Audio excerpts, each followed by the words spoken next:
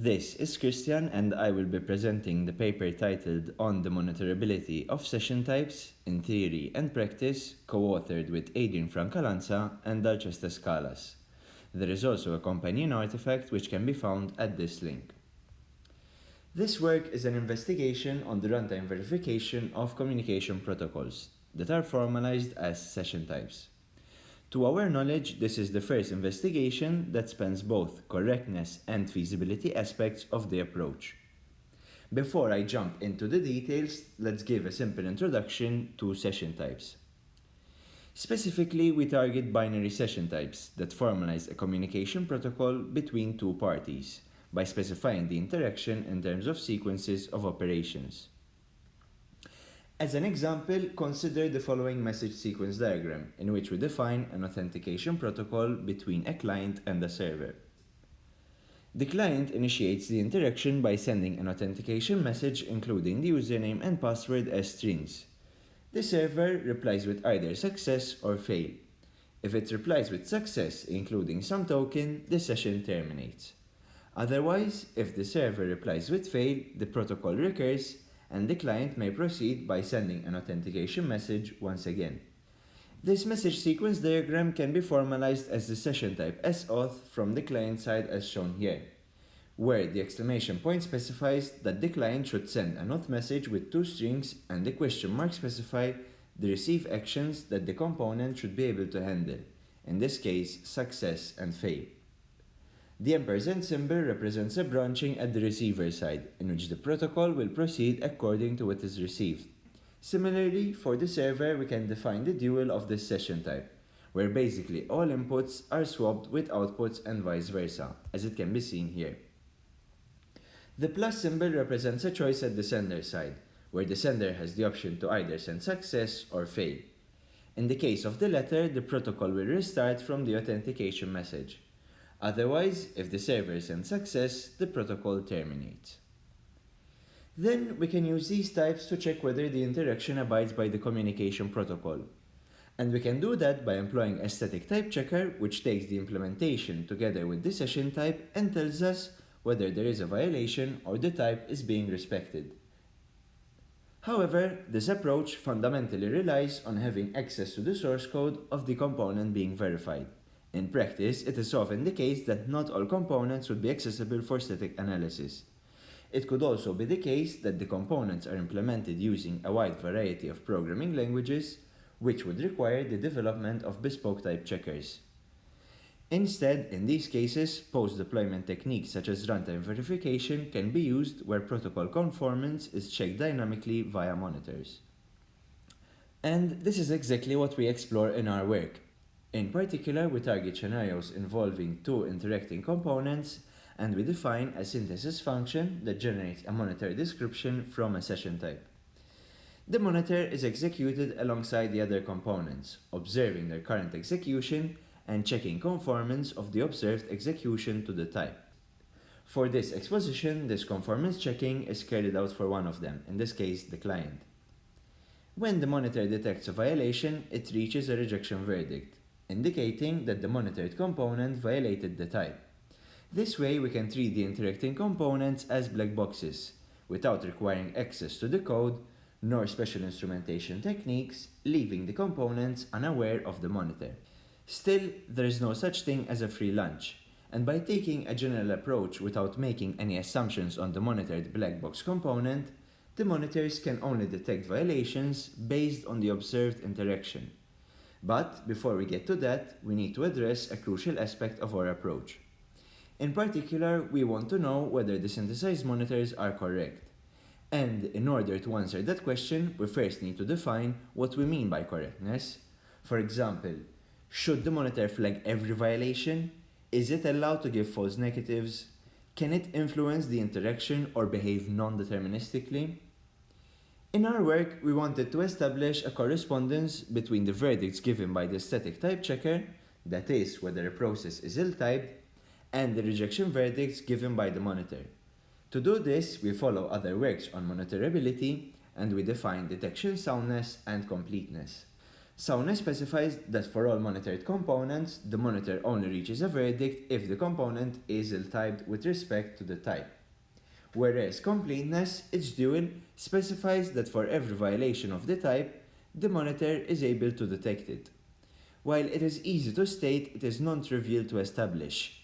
Keep in mind that the monitor only sees a finite sequence of input or output events, whereas the type system can see all the possible branches of the implementation and can reason about its infinite computation. In this paper, we follow previous work in foundational runtime verification and argue that soundness is non-negotiable. A monitor that reaches a rejection verdict on a component that does not violate the type, that is, produce false negatives, would be quite troubling. At the same time, soundness by itself is a very weak notion of monitor correctness, because a monitor that does absolutely nothing and never reaches a verdict is also considered to be sound. This is definitely not enough for us, and we expect more from our monitors. In an ideal world, we would like to have both sound and complete monitors, where apart from only detecting real violations, they are also able to detect all of them. However, a recent body of work on monitorability has shown that this is not always possible, and for the first time we adapt this framework to the realm of session types, raising the question whether we can obtain both sound and complete monitors given our setup. As an example, consider the type as auth defined earlier, and let's say that the client decides to send login instead of the message auth. The monitor is able to detect and flag such a violation, satisfying completeness for this particular case.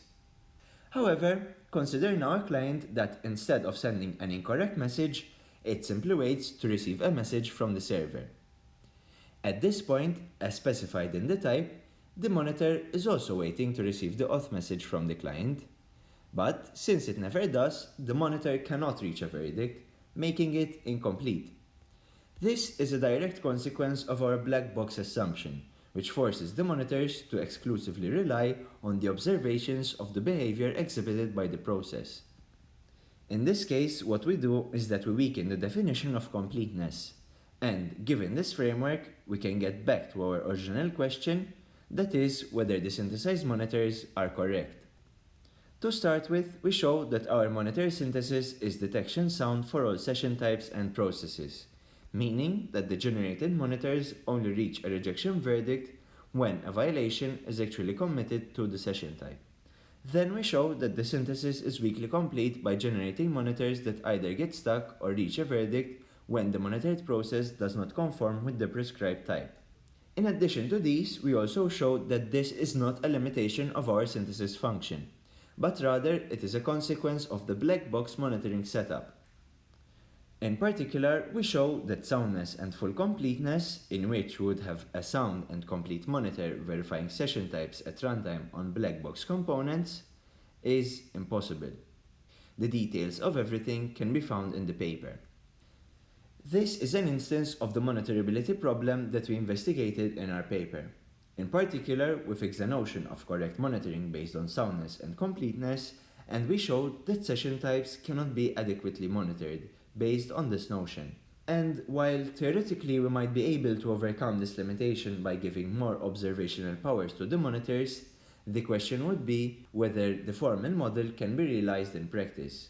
Specifically, we want to know whether it is possible to implement the synthesis function defined in the theory. To show that our theory is indeed realizable, we instantiate our formal model as a Scala toolkit called stmonitor. The tool takes as input a session type and generates executable monitors that can be used as proxies to instrument communication across black box components written in any programming language. Given that the synthesis is based on our theory, which we have shown to be correct, we are confident in the abilities and limitations of the synthesized monitors. On top of that, we also evaluate the feasibility of our implementation through a series of benchmarks, where we consider 4 realistic communication protocols and measure the overheads induced by our synthesized monitors. As it can be seen from the percentage increase between an unsafe and a monitored system, shown in these plots, the performance looks reasonably good. In particular, on average, we observed an overhead of less than 15% for both the CPU utilization and response time, and a very minimal overhead of around 3% for the memory consumption. This has been an introduction to our paper on the monitorability of session types in theory and practice, where on the theoretical side we provide the first treatment of monitorability of session types. Specifically, we define correctness in terms of detection soundness and detection completeness. And we prove that our synthesized monitors enjoy both the former and, to a lesser extent, the latter. In addition to that, we also present an impossibility result of completeness for our black box monitoring setup. On the practical side, we evaluate the realizability of our approach by implementing the proposed theoretical model, and in turn, we assess its viability via benchmarks, which show that the monitors introduce minimal overheads. Thanks for the attention, looking forward for your questions.